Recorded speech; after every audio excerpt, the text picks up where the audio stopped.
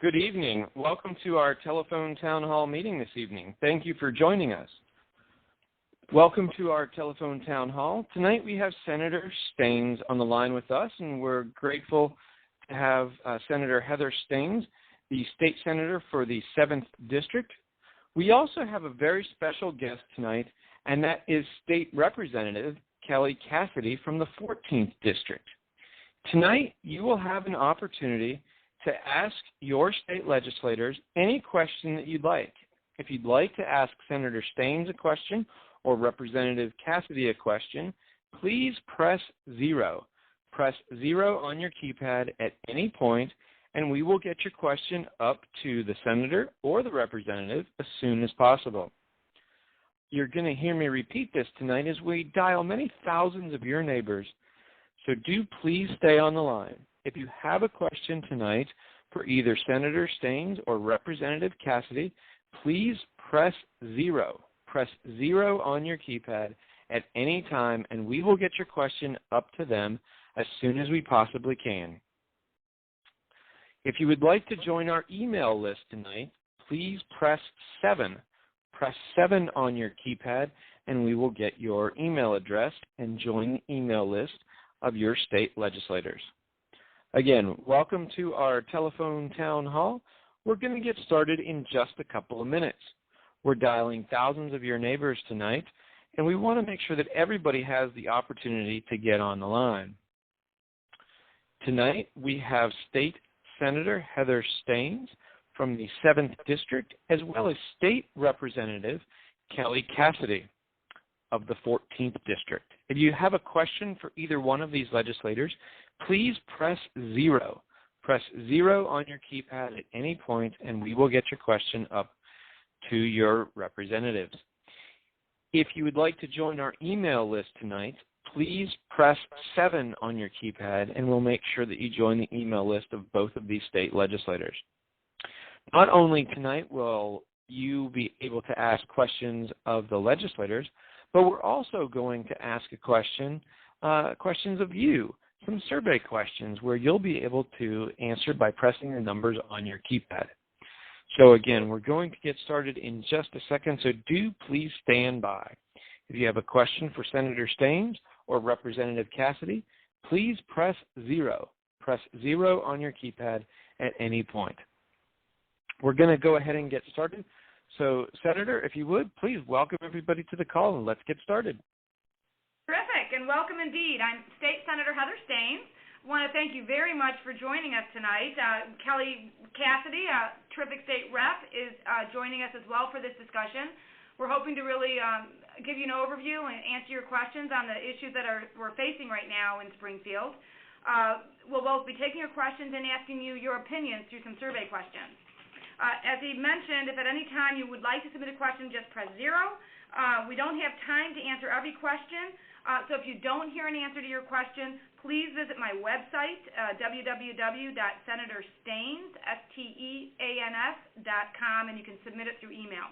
Try to get back to everybody with any questions that they have. Now, while we're waiting for more people to join the call, I'll give an overview on just a couple of issues and have Kelly do the same thing, and then we'll go to your questions. Clearly, the really big issue we're facing at the moment, and the General Assembly is sort of ongoing fiscal stability for the state and putting a budget in place. We've got the basic decision to make on whether we want to try to maintain tax rates at the current levels, as has been proposed by the governor, or let it ratchet down as it was scheduled to do so beginning in January, and then reduce expenditures by almost $2 billion. So that is clearly a very complex decision, challenging votes all around in either way, and we're a lot of struggle is still honestly going on how to address this in Springfield. Happy to get into any questions you may have really about what we've already been doing to address fiscal stability, what the choices really are, and what the ramifications are of it from revenue cuts versus maintaining the tax revenues, and how that proceeds if people have questions on that. On a couple other more fun notes on some of the legislation that I've been dealing with this spring, I'll just mention 2 as a highlight. One, microbeads, and trying to ban microbeads are these very small little plastic beads that act as exfoliants in personal care products, that because they're so little, they make it through the wastewater treatment system and are ending up in the Great Lakes. So they've been finding these in samples in Lake Michigan. And so been working with industry to try to ban those products by 2017 from being manufactured and banned from distribution by 2018. I'm hoping we're going to actually get that passed, as we've been really working with industry and getting it to an agreement. And then today we moved forward out of the Senate Executive Committee a bill to have the Illinois actually ratify the Equal Rights Amendment. This is sort of going back, we never did that. Equal Rights Amendment required 38 states to ratify, only 35 did. Illinois never did. So taking a look at actually ratifying that, we passed it out of exec with some bipartisan support, and we'll hopefully be taking it up soon on the floor and sending it over to the House. It requires supermajority votes, 3/5 votes in both the Senate and the House to actually pass and add Illinois to that list of states that's ratified it. Kelly, what would you like to add as an opening before we get to Q&A? Well, in the House, over on the House side, we've been taking a slightly different approach to the budget than the Senate, and already passed appropriations bills that have to deal with the revenue side. And again, the big question for both of us, both chambers, is the maintaining the tax rate. And so working on an appropriations committee and having Heather chairing one of the appropriations committees in the Senate, we're both deeply engaged in trying to get that done and get it done right. Other legislation that I've been working on, a huge priority for me that I'm grateful to Heather for her help on, is the bullying bill, creating some resources and some guidance for schools and parents and kids who are experiencing bullying, as well as addressing how we deal with the bullies. And that one's ready to go in the Senate, ready for a vote in the Senate. And on the microbeads bill, I'm a co-sponsor, and that bill is ready for final vote in the House. We moved it to third reading today, so we're almost there. Great. Well, so if you have, press 0. Yes, just like the senator said, if you do have a question, please press 0 on your keypad. We're going to go ahead and take our first live question tonight from Gail. Gail, welcome to our telephone town hall. Please tell us where you're calling from tonight and what's your question. Gail, are you with us? Yeah. Yes. Gail, go ahead. Ask your question. My question is, I want to know what your position is on the pension issues and how you feel that the issue of, it's not really a pension crisis, it's a crisis of management of money. That money was put into the pension fund by the teachers. For example, that was my money that was taken out of my funds every single paycheck. And it was, by the legislature, diverted to other pet projects, and suddenly it becomes a pension crisis. It's a legislative crisis. And I want to know how you feel about that. Thanks for the question, Gail. This is Heather. So a couple things. First, you're absolutely right in that employees absolutely made all of their contributions in the pension system. And over decades, the systems were, in fact, underfunded by the state. In fact, there were times that there was borrowing done to make payments to the pensions, and times that just plain pension payments were skipped. That said, when we did pass a tax revenue increase, the tax increase in 2011, pretty much every single dollar from that tax increase has gone to pension payments. Pensions have grown from just 6% of our general revenue fund budget to, this year, 23% of our general revenue fund budget. So there really is a problem in there, and that crowds out all the other things that we need to be funding for the state. Things that we all care about as well. Health care for the poor. Medicaid is the largest part of our budget. Education is primarily funded by the state. And then all the human services that we also care about, as well as just the basic functioning, like creating the prison system. So there really is a situation where even with the tax increase that we did, it's not sustainable to keep without making some change to the pension system. So we did that. There are clearly questions about it, and it's been taken to the courts. At this point, I think it's in the court's hand to see whether they maintain it as constitutional or not. If they do, it is projected to reduce pension payments by about $5 billion over 4 years, which will still have a very large percent of our general revenue fund going into pensions, but also provide some dollars for all the other very significant priorities that we have as a state. Very much. What Heather said is absolutely true, and this is something that I struggled with a great deal. For me, it was a tough vote to finally vote for one of the reform bills. But what I found was most necessary was making sure that there were protections for the folks who made the very least, and that was something that was critically important to me. And while I wish that we didn't have to do anything, I'm glad that we were able to at least put some of those safety checks in place. And to be clear, I did also support the bill. Great. Thank you so much for that response. We're next going to go to a question from Tom.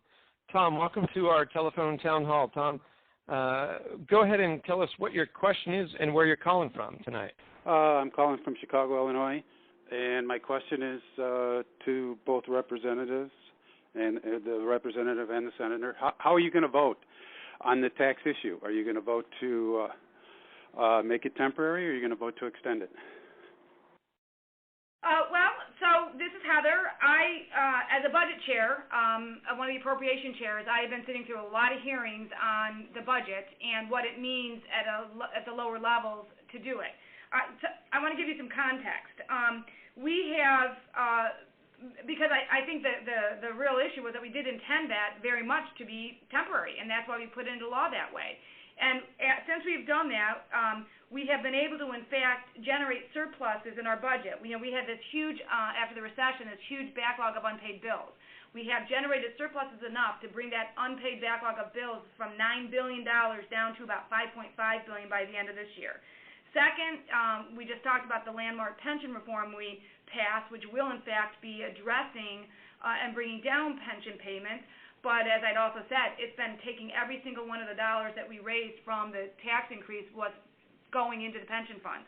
And last, we've been cutting state funding enormously. State agencies' appropriations are down $1 billion over the last 5 years, and the head count for state employees, for example, is 4,000 people down to only about 49,000 people, down from a high for perspective of 72,000 people. We're now one of the lowest spending states of any state in the country, both a per capita basis and in how many employees we have on the state payroll. My concern is that if we don't maintain taxes as they are right now, the kind of cuts we're going to have to make is going to be devastating. We're going to have to further cut funding for state education, and right now 2/3 of our districts across the state are spending in deficit levels. So we cut that even more. I'm very concerned about what that's going to mean to the caliber of our education in the state. And it also means enormous cuts to the mental health care we provide to folks, to early childhood that we're able to provide to get kids into early childhood situations, and just across the board. So I'm prepared to vote to maintain the tax rates as they are. I would like to try to scale them back somewhat, but I certainly don't think we can scale them back as they're scheduled. I'm also a yes vote on maintaining the current tax rate. Sitting on the Public Safety Appropriations Committee, what I see are huge impacts on our district. What is left to cut, having closed facilities, having laid off employees, will be the stuff that hits us right at home. All of the violence prevention programs will be gone. All of the reentry programs that affect people coming back from our prison system into our neighborhoods and into our communities will be gone. It would be irresponsible to enact a budget that has the kind of cuts that we would have to make to allow this rate to expire. And this is Heather again. The last thing I want to add on this is, I think we've been finally trying to get ourselves into fiscal stability. I think the biggest thing that people are concerned about in Illinois, aside from we could talk about just lack of faith in government, which I get, but in terms of our fiscal circumstance, is really knowing where things are and just having some clear stability that we have a balanced budget that's going to be working for the year-in, year-out futures to come. This is the last piece, I think, that we had to put in place is maintaining this revenue, not increasing it, by the way, just maintaining things where they are, provides that stability. For a 5-year budget forecast, this totally works. There's not going to be need for major cuts or any new revenue. We can just maintain it this way and actually now bring down our unpaid bills down to where they should be and continue to fund the services that matter so much. The final piece on that is that it really is a critical piece from the bond rating agency perspective. We're now the lowest bond rated state of any in the country, and they've indicated that if we don't do this tax increase, we're likely to go down even more. This is the last piece from their viewpoint, too, is to maintain better fiscal outlook for Illinois, to maintain the bond ratings, is keeping this revenue in place. Thank you, Senator, and thank you, Representative. We're going to go ahead and ask a question tonight of the audience, but before I do that, I do want to remind folks as we continue to dial thousands of your neighbors tonight, if you have a question for Senator Staines or Representative Cassidy, please press 0. Press 0 on your keypad at any time, and we will get your question up to the Senator and the Representative as soon as we possibly can. Again, that's press 0 on your keypad to ask a question tonight. If you would like to join their email list, please press 7. Our first question tonight dovetails right into the question that was just asked. And while the Senator and the Representative have answered it, we'd like you to answer the same question. So here's the question. On January 1st, 2015, Illinois' current income tax rates will expire, resulting in a $1.6 billion loss of state revenue. Cuts would have to be made to education, social services, and other state functions. Do you support extending the current tax rates or cutting state spending? Again, on January 1st of 2015, the current tax rates will expire, resulting in a $1.6 billion loss of revenue. Cuts will have to be made to education, social services, and state functions. Do you support extending the current tax rates or cutting state spending? Press 1 if you would like to keep the current tax rates, or press 2 if you would like to cut services and let the rates go down. Go ahead and continue voting tonight. Let's next take a question from Gordon. Gordon, welcome to our telephone town hall. Gordon, please tell us where you're calling from and what's your question tonight. Yeah, I'm calling from Chicago, Illinois, and I think you've already addressed this. We have a revenue problem in Illinois, and so I'm asking what you're going to do about the income tax and if there's any possibility on the horizon of us getting a more progressive income tax in Illinois where the rich people would pay more. Yeah, that's a great question. We in Illinois, our overall tax structure is one of the most regressive in the country, meaning, the lowest income folks here pay a much higher percentage of their income in taxes, while the wealthiest folks in our state pay a much lower percentage of their income in taxes than national averages. I very much support the graduated income tax and being able to have people who are wealthier pay a higher percent of their income than lower income folks. We were trying to, but right now we are not able to do that by our state constitution. It requires a constitutional amendment. We had been working to see whether or not we could get that on the ballot this November to have folks vote on whether or not we should actually implement the graduated income tax. We did not have enough votes in the House to get that on the ballot. I would have supported that. I think I'll let Representative Cassidy speak for herself. I think she would have too. I will say there's other things that we could look at to make our revenue structure better and improve it besides just keeping our current tax rates. But, I'll leave it there for now, and I certainly would support trying to do that. I was very active in the effort to secure the votes we needed in the House to pass the fair tax amendment. And we ran out of time and came up short, unfortunately. Heather and I have both been very vocal and very active in this effort, and it was a disappointing loss, without a doubt. All right. Let's keep right on going tonight. Let's take our next question from Nelson. Nelson, welcome to our telephone town hall. Nelson, please tell us what neighborhood you're in tonight and what's your question. Good afternoon. My name is Milton. I'm from Chicago. My question is, what are we doing about this bullying? The question basically saying, why can't we hold these parents accountable for the actions that their 12-year-old, 10-year-old, 14-year-old kids are doing? Well, I'm going to let Kelly Cassidy take the lead on that, and we've been working on a bullying bill, and she's already gotten out of the House, and it's my bill in the Senate, and I'm hoping to follow her lead and get it passed in the Senate very soon. Kelly? So this is an issue I've been working on for quite some time, and it's something that is very close to my heart as a parent, as a kid who was bullied, and as a member of the LGBT community.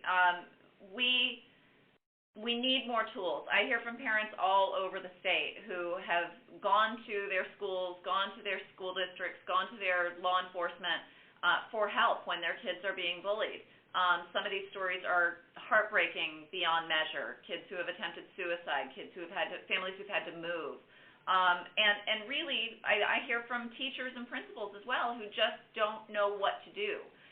So the bill that Heather and I are working on really looks at best practices around the country and tries to bring some of those tools here to Illinois so that teachers and school districts and parents have the tools they need, that there is a uniform policy across the state on what exactly constitutes bullying, that there is an awareness that this is not kids being kids. This is a very real problem. Bullying today is not what we experienced as kids. When a rumor can fly around an entire city in seconds, a kid's life can be ruined very easily. This bill also takes into account one very important thing that we often forget, that usually bullies have a problem too. And it talks about using restorative justice measures within our schools to address the issue that has brought the bully to this place as well, and bringing families on board and making sure that parents are notified, that there is clarity, that there is a problem. And the policy that Kelly's been working so hard on, and that I'm hoping to get done too here, will ensure that everyone in the school community has to be involved in developing that bullying policy. Kids, students, teachers, administrators, as well as parents in that school community. And that there's some timelines in place for having to report bullying that people are aware of, that there's confidential ways of people being able to report bullying so that they don't have to worry about ramifications to them if they do report.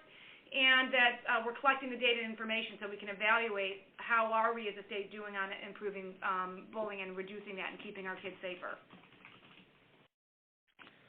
Great. Thank you for that response. Let's take our next question from Belinda. Belinda, welcome to our telephone town hall. Belinda, tell us what neighborhood you're calling from tonight and what's your question? I'm calling from Rogers Park, Chicago, Illinois. And I wanted to know how they were with the passing of the House Bill 4299 that would significantly lower state penalties for marijuana possession. And I also want to know where they are on House Bill 3627.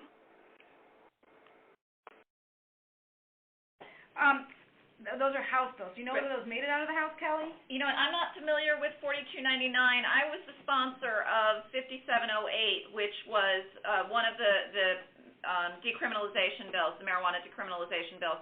I have been working with, there were three of us who introduced penalty reduction bills. We've been working together in coalition with each other and with stakeholders to come up with a bill that we can find enough votes to pass, so that we can bring down the involvement of folks with cannabis penalties in our criminal justice system. My bill in particular was very specific in that it also sought to not just decriminalize so that there would be a ticket. All of them do that. It takes low-level possession to a ticket, an offense you get a ticket for. It would also not create a criminal record so that there are no collateral consequences for folks who've gotten a charge like this, because that follows you. That affects you with housing, that affects you with jobs, that affects you with financial aid. I think the other bill you talked about was the corporate disclosure, I think, and that bill has passed the Senate but has not made it out of the House yet. I'm not sure it's going to or not. It's a tough one. I know people are working on it. I also am not sure if the marijuana bill decriminalizing is going to make it all the way through or not. I also support it. I think we're heading in that kind of a direction. at this point. And I know we've been recently seeing those reports in the city of Chicago that while folks are supposed to be getting tickets, we still have way too many arrests going on. So there's a lot of work to be done in how these things are even enforced right now, what we have on the books to make this a more workable system. And just as one more issue there, I today introduced a bill creating a task force for to completely legalize marijuana, to look at the revenue side of things, to look at the business side of it, to study exactly how we could move towards what's happening in Colorado, where there's significant estimated revenue coming in from that. And I do believe that that's where we're headed. I think it's a when, not if. All right. Thank you very much, ladies, for your response. Let's next go to Jolene. Jolene, welcome to our telephone town hall. Jolene, what neighborhood are you calling from, and what's your question tonight? Hi, this is Jolene. I'm calling from Edgewater Community in Chicago. And first of all, I just have a quick comment and then my question. So my comment is we just took a survey that gave us two options. One was to keep the tax rate at the current level or to reduce the tax rate. I actually think there's a third, which is keep the tax rate and find a better appropriations allocation as opposed to reducing tax rate and reducing the budget. The budget needs to be fixed, and it needs to be fixed appropriately. So with that same vein, when we talk about fiscal responsibility, we've got to look at not only the expense side but the revenue side. And the revenue side includes how do you increase tax revenues not just from people, personal, but from companies. So I'm interested in understanding from both Kelly and from Heather, what are you doing? What kinds of bills, what kinds of plans are being made to make Illinois a more business-friendly environment? Yes, I think that's a great question. I think that there's work that needs to be done on a number of different levels on that. One, I really think it's time for us to be looking at our overall revenue structure and how we're approaching it. For example, I think we'd be very wise to lower our corporate tax rates and get rid of different loopholes, as people call them, and different incentives. If we lower the rate for all and do get rid of those various loopholes, you can generate as much revenue, but make it a much more friendly business environment. There's also just on the I think the biggest thing that we've had problematic in Illinois that I hear from businesses really are two things. Is one, they just want to understand and have some certainty. There's been such an ongoing long time of wondering about the fiscal stability of the state, what's going to be happening with the pensions, are we going to be all on the hook for this? Uncertainty is not good in a business environment. So I think by taking a lot of these hard steps we've been doing on pensions, is very critical. We're not done yet overall in looking at the various pension systems. We've dealt with the state level systems, but we have not yet dealt with all of the fire and police, the public safety, and they are at even greater risk in many cases of solvency. So we need to also keep working on that and making sure that people understand that we are now in fiscally healthy shape, I think is a very good signal for businesses. And I think the state of our education and transportation systems are always key to people identifying and wanting to be here. Illinois has tremendous assets for businesses and real reasons. We're always on the top of where businesses want to locate because of our infrastructure, because of the caliber of our workforce. We need to make sure now we have the fiscal stability here for those businesses, and also I think there's work we can do on reducing the level of bureaucracy and red tape that businesses have to go through to open their doors.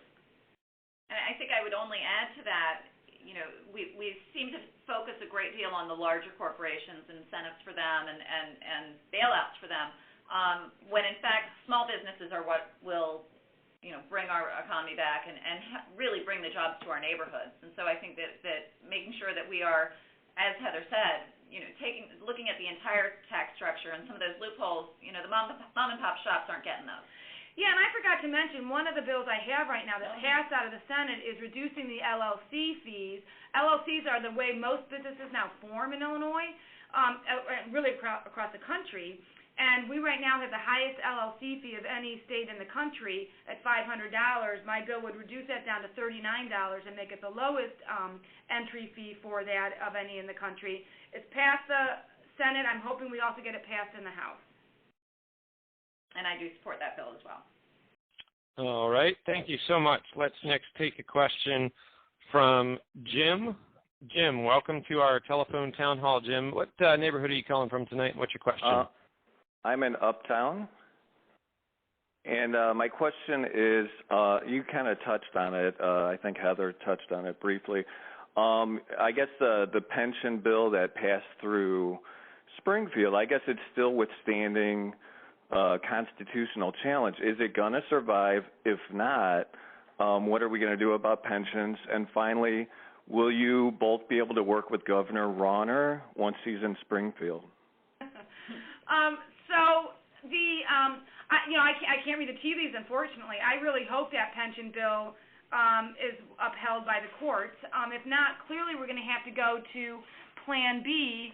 And, we had other versions of pension reform that we were looking at that had different constitutional approaches.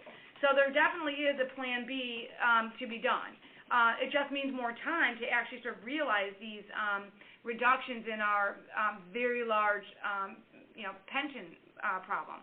So, but we will, and I think everybody knows that if it doesn't pass constitutional muster, we're going to have to go back to the drawing board and pass another way of doing it. But it could be a long process. We might not know for 9 months to a year whether or not the Supreme Court upholds it or not.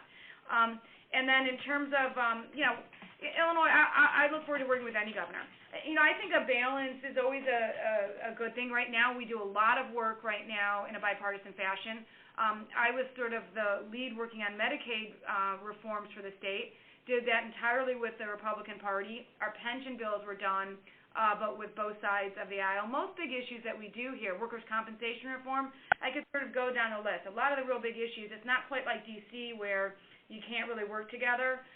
We generally do. It's a little goofy right now because it's political season, so people don't work quite as well together, and that, leading up to the elections.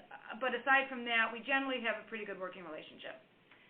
I would just echo what Heather said. I think that people do perceive the discord in Washington as applying to us, and I think we do a much better job of crossing the aisle and working together, and even really adhering to the fact that you can disagree without being disagreeable. So I think that will continue.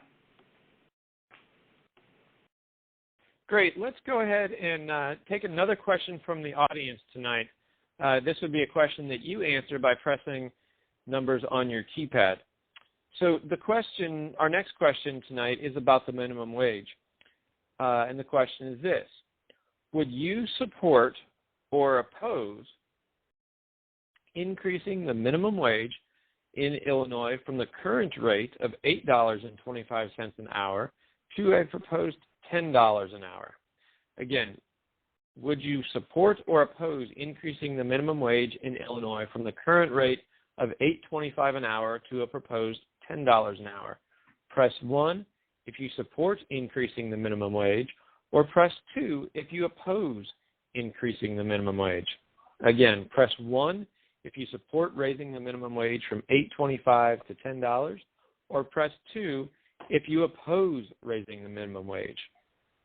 Go ahead and continue voting tonight, and we're going to take our next question from Robert. Robert, welcome to our telephone town hall. Robert, please tell us what neighborhood you're in tonight and what's your question. Yeah, my name is Bob. I'm from Andersonville, north side of Chicago. My question, that we're talking about revenue and income reducing, one problem I've seen over many years is that we have, in Illinois, we have an inordinate amount of taxing bodies, municipalities, townships, towns, many with counties with overlapping spheres of authority. It seems like this is a huge drain on our resources because every one of those people who are appointed have to get paid a salary and eventually get paid a pension. Is there any, for example, I think we have 852 school districts in Illinois, some with only 200 students in the entire district. Is there any move afoot to reduce the amount of the layers of government we have here. I mean, that would be a big step, I think, in reducing costs. It is a great question, and you are so right. We have the most units of government of any state in the country. We have over close to 7,000 of them, and far more than other states. And they can each tax and bond and all of that, which does make it very confusing. Couple things. One, the number of school districts is at least going down, but it's still way too high.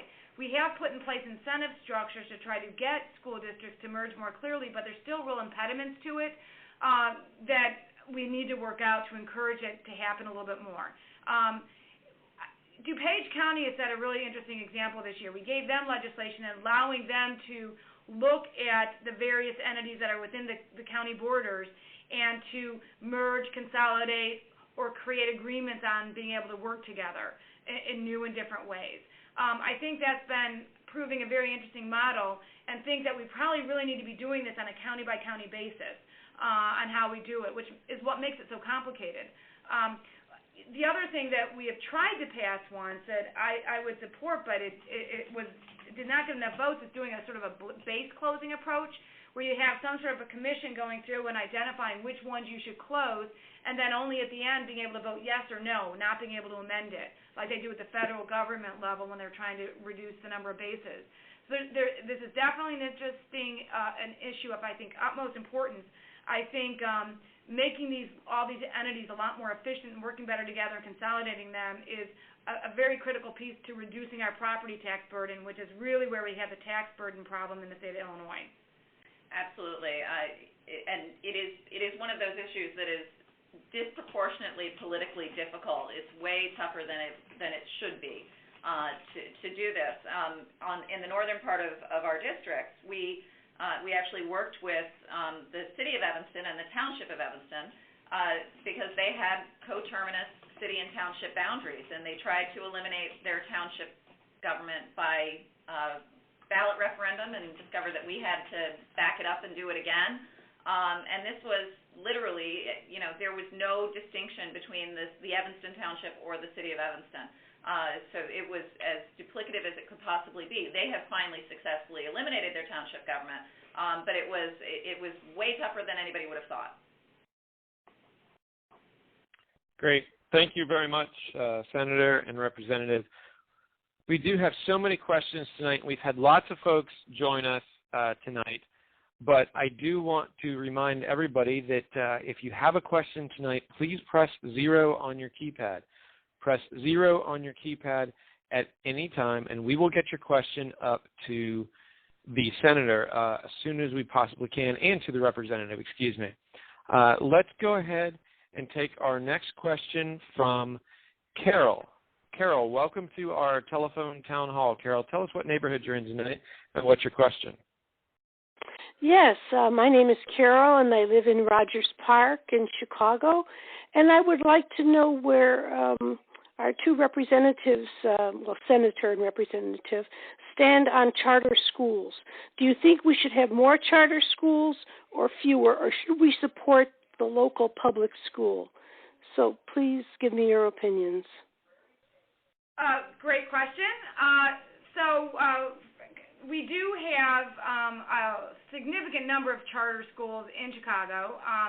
For reference, they are also public schools, so they're public school kids in them, and I think we got to be mindful that it's all of our kids in all of those different school entities.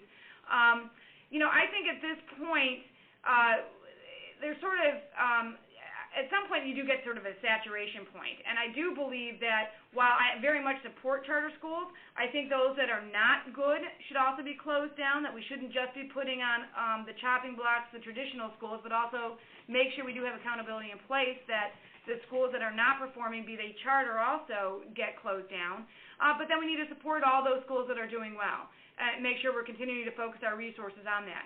I do believe that we're seeing a real improvement, and it takes a long time to really get this in the education environment, but we really are seeing improvement in our graduation rates and the caliber of the test results for our kids. I think stuff is sort of turned a corner and we're moving on the right path. It's very critical that we keep people in the city, and that because they want to send their kids to the schools. So we need to have really good school options for kids. And if the schools aren't working, we have to keep making sure that they are actually moving forward and making the improvements they need to do, whether they're charter or traditional. Very, very, very much so. And as I say, I think they're heading in that right direction. We've been doing a lot of work at the state level to put policies in place to make sure we have very high standards of what our kids need to learn, and that we're ensuring we have high caliber teaching to those standards and supporting the teachers in that regard. So a lot of different efforts, I think, at a lot of different levels are needed for this. I think, like Heather said, I do believe that we really are at a saturation point. I think one of the biggest things that I hear from folks, and I am inclined to agree, is to make sure that the charters have the same accountability standards. Our bullying bill actually this year added charters. It's not been in any of the bullying bills that have been passed, any of the underlying bullying laws. And so, making sure that they are held to the same standards, that they do have to have the same response to the community. And really, as we look at some of our neighborhood schools that are struggling so badly, I mean, my neighborhood school is a turnaround school and just has struggled horribly. Anything that's going to draw resources away from a school like that when it's struggling to get back on its feet is something that I'm going to take a second look at, without a doubt. All right, thank you very much. Let's do another polling question tonight, where we ask you in the audience to respond to us a survey question. The next survey question is this: the governor has proposed replacing the current 5% property tax credit with a $500 refund check for every homeowner, a plan that would give 92% of homeowners more property tax relief than they get now. Do you support or oppose this plan? Press 1 if you support, or press 2 if you oppose. Again, the question is, the governor has proposed replacing the current 5% property tax credit with a $500 refund check for every homeowner, a plan that would give 92% of homeowners more property tax relief than they get now. Do you support or oppose this plan? Press 1 for support or 2 for oppose. And as people continue to vote tonight on this survey question, we're going to go ahead and take our next question tonight from another caller. We're going to go ahead and go to Juanita. Juanita, welcome to our telephone town hall. Juanita, please tell us what neighborhood you're calling from and what's your question tonight. Juanita from Edgewater. And I have a couple of questions. The main one is Senate Bill 2664, which I think Heather Stern agreed with and voted for. And this bill would, it's already passed the Senate, and it's a bill that would make monies collected for foreclosures and things from the condo association. They would be able to collect up to 9 months. Right now they can collect up to 6 months, and we still are able to give them the legal bills, special assessments, and all that to pay to the associations to cover our expenses. Now, the bill that has passed the Senate and is in the House, and I know that State Representative Cassidy is opposed to this bill. It would give us 9 months to collect fees, but would eliminate special assessments, legal fees, and all that, which would be passed on to all the other owners. And it's now up for House approval, and I'd like to know where both of you stand on this bill, and I'd like to know why Heather Stern agrees with this bill. Well, I talked to some of the condo association owners beforehand in the area, and while they don't think it's a perfect bill, they thought it was better than the status quo. That is literally why, only because it's not perfect, but it was a step forward in their view, the feedback I got. Sometimes when a bill starts in the Senate, there's more time for it to digest, and I think that's part of the issue. Where I've come down in opposition, because I do believe that the motivation behind the bill is positive. There needs to be certainty about what kinds of fees are going to come to a buyer at the time of closing. These buildings that are struggling with multiple foreclosures, we need to get those units back in the marketplace. We need to get them occupied again. to make sure that there's clarity, it doesn't eliminate the ability to collect legal fees. It just caps it at the equivalent of 9 months of assessment. So if there's fewer than 9 months of assessments, you could take legal fees up to that 9 months. I've been talking to the sponsor about perhaps some improvement that would allow that certainty to exist, but to really allow some of these associations to at least be made more whole. In, I think, 30-some states, the banks actually are responsible for maintaining the units and paying the assessments and paying the special assessments while the unit is in foreclosure. That's a bill that I tried to pass a couple of years ago and got nowhere with. So, this is a problem that we have to address, and I think that, I'm hopeful that we can move forward with something that's a slight improvement over the bill that's in the House now. But we really do need to solve this, because the fear of buyers coming into a closing not sure what they're going to end up having to pay does prevent these units from moving. So I think we do need to find a solution. All right. Let's next take our question from Precious. Precious, welcome to our telephone town hall. Precious, please tell us what neighborhood you're calling from and what's your question. I live up north of Chicago, Illinois, right off of the skirts of Ravenswood. And I live in what they call scattered sites. Now, I've been here for 24 years. I am a senior, and I want to know, why do the government or the system or whoever's over all this feel that people that after they get in a certain age, they're supposed to govern these people's life? We pay our rent and our bills like everybody else. We don't have what they have because we're living off of fixed income. But I don't think that it's appropriate that they want to put in, they won't take care of the buildings. The buildings are going down. I was told just not too long ago that the building that I've been in 24 years is going to go down. We're going to be replaced somewhere else, and just for the condos to come in. Well, see, they don't understand that this country and this state is made up of people of all races. I can't see that when they run into complications, they want to take people that don't have certain kind of incomes and just put them any old where, and it's okay. I growed up in this city all my life, and when I grew up, it was about all people. There were so many people mixed together, and that's the best thing that anybody could have. They keep taking people and they put this group in this section, this group in that section. But then when election time comes, they want all groups to come out and vote for them. Well, I feel like I'm being manipulated, and I love where I live at, but I'm being pushed out because the system itself, they won't fix their buildings. They're tearing them down, placing people to be, and they're not comfortable. I'm a senior. I don't wish to live somewhere where all the riffraff is just because someone else wants to fix it where it's a certain way in another area. It's a beautiful. Okay, thanks very much for your call, Precious. A couple things. This is Heather. First, you sort of identified one of the reasons why I truly love where we live in our district in the city of Chicago, because it is truly the most diverse district in the state. In fact, one of the zip codes in our district, 60640, is the most diverse zip code in the entire country. We have people from everywhere who live, immigrants from every part of the country, and I think it's one of the things that makes it such a great place to live, and one of the reasons why I chose it, because I really value that diversity. I know, have been working very hard to make sure that we maintain affordable housing in the area. If you have a specific issue with your building, we can't do that on this big call. I really want to follow up with you. You should call my office number, 773-769-1717, and set up a time with through my office manager, Kathy, there, so we can actually sit down and talk about the specifics of your building. I'd like to understand that and see what we can do about that circumstance.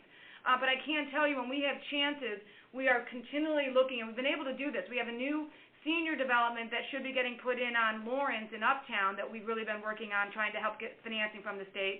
And we've been doing a lot of work at the state level to try to get more supportive housing available for statewide, but it really services folks in our district. We used to be literally when we closed all the state psychiatric facilities in Illinois, we were literally the end of the bus line in Edgewater and Uptown.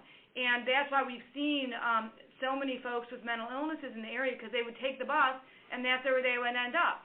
what we didn't do was provide the community supports for them, and we really need to go back and sort of shore up our supportive housing and community mental health system to be taking care of that also. So a lot of needs on this, and I'd very much love to sit down one-on-one with you, Precious, about your particular building. And this is Kelly, just to jump in and add to that, one of the things that has become increasingly troubling to me is really looking at the accountability of some of the private landlords who accept the vouchers and ensuring that they are maintaining the buildings and respecting the dignity of the residents.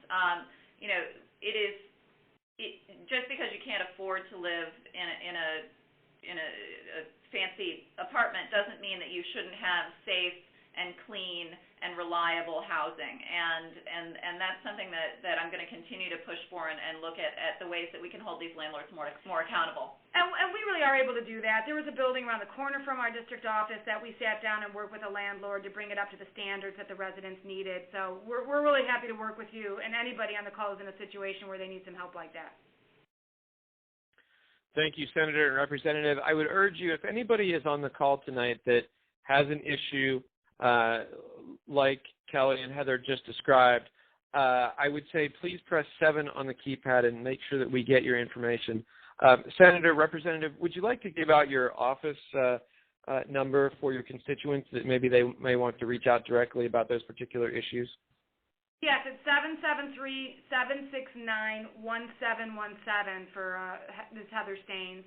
And for Kelly Cassidy, it's 773-784-2002 or repcassidy@gmail.com. Yeah, and my website's www.senatorstaines.com, and my email is hastaines@heatherstaines.com. Great. Thanks for doing that. I know that that's an important issue, and people may have other questions that they do want to get with you offline. So we're going to continue our call. We've got just a little bit more time and want to ask another survey question tonight. And so our survey question is this. Would you support Illinois' ratification of the Equal Rights Amendment, which would add women's rights to the U.S. Constitution? Press 1 if you support ratifying the amendment, or 2 if you oppose ratifying the amendment. Again, would you support Illinois' ratification of the Equal Rights Amendment, which would add women's rights to the U.S. Constitution? Press 1 if you support the amendment, or press 2 if you oppose the amendment. Go ahead and continue to vote as we take our next question tonight from Ann. Ann, welcome to our telephone town hall. Ann, what's your question for Senator Staines and Representative Cassidy? Hello, this is Ann from, I guess I'm Edgewater now. I'm right at the edge where we change over. It's a Medicaid question about the mandate for the 50% of people to be on managed care by January. And I'm very concerned because I work with people. I've worked with the Integrated Care program, and I'm now working with the Medicaid Alliance Initiative. And I've watched all the trials and tribulations. And I'm wondering, even if we do make the mandate, when will we begin to see the benefits of the capitated rates? Great. Okay. And first, thank you for your care and service. And by the way, too, we did implement the full provisions of Obamacare and expand the ability for folks to go on to Medicaid here in Illinois.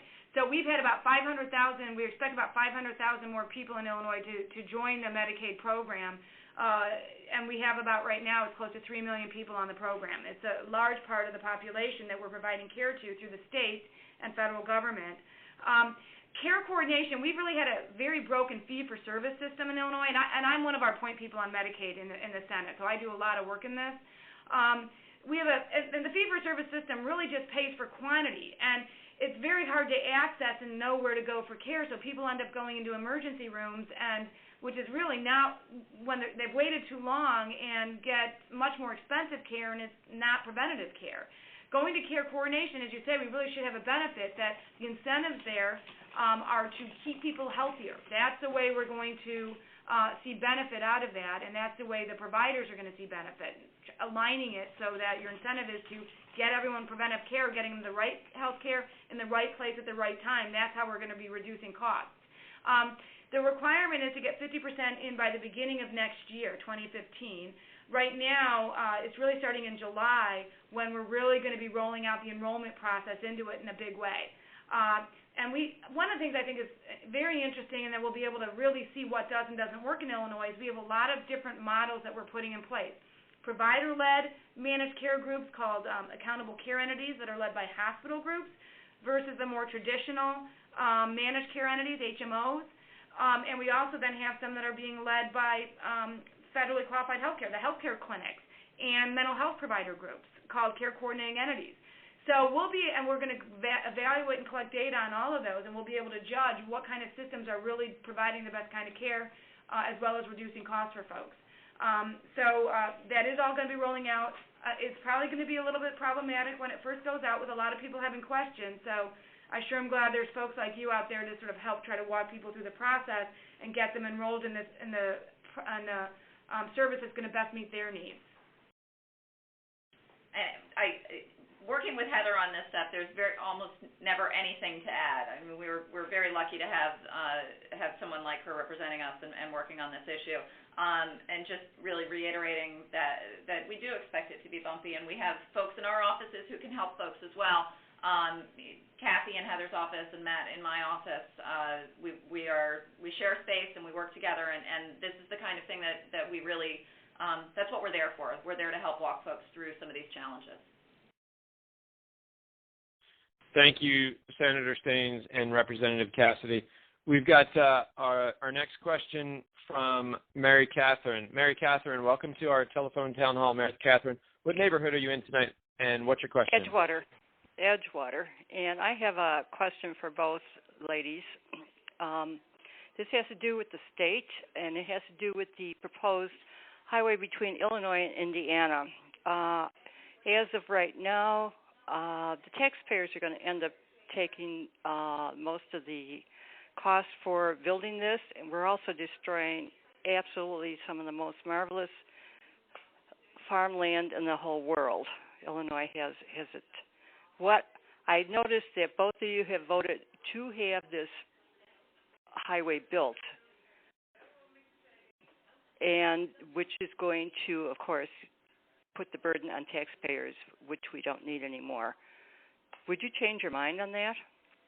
Well, it's interesting that you're asking that. The head of the Department of Transportation, Ann Schneider, was in my office today because there's a bill that's coming up on it, and I told her that I'm likely to be a no on it. I do think there's environmental concerns with it. That said, I'm not quite sure it must have been a while ago that we had a vote on that, and I don't really quite remember it. But I do share concerns about the need for that. The value of it is the highest and best use of our tax dollars. That said, there's, my colleague who's from the area points out that, there's 1.5 million people live in that area, and she believes it's very needed, the people in that area. But as I say, I told the transportation director today I'm likely to be a no on the bill. I share Heather's and your concerns about the environmental impact. And my colleagues who represent that area have compelling arguments. The need for more intermodal transportation so that we can continue to be a commerce hub. I get that, but I do question the value of it right now. Great, Senator Staines, Representative Cassidy, thank you so much for your time tonight. We're really getting here to the end of our call. So if you do have a question tonight that you did not get answered, I'm going to ask both Heather and Kelly to wrap up here in just 1 second. But if you do still have a question or a comment tonight, at the conclusion of the call, you'll have an opportunity to leave us a voicemail. Leave us your name, your phone number. If you've got an email address, please leave us that and what your question is, and we will do our best to get back to you as soon as possible. Again, your name, your phone number, your email address, and your question, and Representative Cassidy and Senator Staines will do their best with their team to get back to you. So, ladies, if you would, please wrap up for us, whoever'd like to go first. Okay, this is Heather. Thanks so much for taking your time with us tonight, and go Hawks. I know I'm going to be going to watch it after this. I really want to just share the survey results with you, then your questions, so you guys get to see them. We asked you about keeping the current tax rates or letting the rates go down and cut spending. 74% of you wanted to keep the current tax rates. 27% want to let the rates go down. On the minimum wage, 86% wanted to raise the minimum wage. 14% suggested we should not raise the minimum wage. On supporting the property tax plan that the governor's proposed, 62% support that, 38% oppose that. And on the Equal Rights Amendment, 93% support, 7% oppose.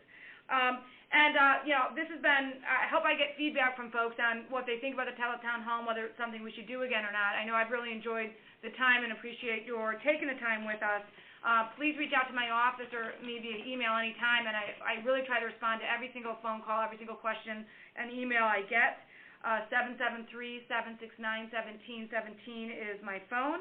And www.senatorstaines.com. You can reach me and ask any questions there as well. And it's a real honor and pleasure serving the 7th District in Springfield.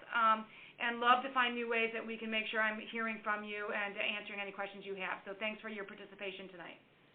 I'm going to join Heather in thanking you all for taking your time tonight and joining us and sharing your questions. And really thank Heather for sharing this Teletown Hall with me. We both try to find new ways to stay in touch, in particular during the heat of the session when we're gone so much. And it really does help us to hear from you and to hear your questions and hear your opinions. I have to say that those survey results, I think we are the luckiest people in the state. We represent the greatest area because these results really bear out, our personal feelings in so many ways and how much we enjoy representing this district. So I want to thank everybody. Have a great night, and go Hawks! Great, everyone. Thank you, and good night.